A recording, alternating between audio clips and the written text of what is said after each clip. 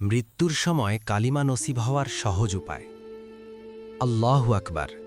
আশ্চর্য একটা আমল শিখলাম। হাকিমুল উম্মত শাহ আশরাফ আলী থানভী রহিমাহুল্লাহকে জনৈক মুরিদ বলেন, শায়েখ, খুব ভয় হয় মৃত্যুর সময় কালিমা নসিব হবে কিনা। তখন শায়েখ আশরাফ আলী থানভী রহিমাহুল্লাহ তাকে বলেন, তোমাকে একটা খুব সহজ পদ্ধতি শিখিয়ে দিচ্ছি। এটা করলে ইনশাআল্লাহ মৃত্যুর সময় কালিমা নসিব হবে।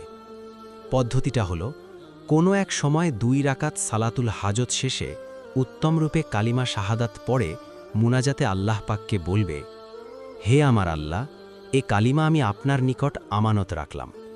মৃত্যুর সময় আপনি এ আমানত আমাকে ফিরিয়ে দিবেন। তারপর বলেন, জেনে রেখো, আল্লাহ পাক থেকে উত্তম আমানত রক্ষাকারী আর কেউ নাই। তিনি তোমাকে তোমার রাখা আমানত ঠিক সময় মতো ফিরিয়ে দিবেন।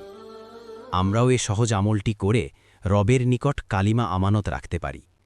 আল্লাহ তাওফিক দান করুন। আমিন।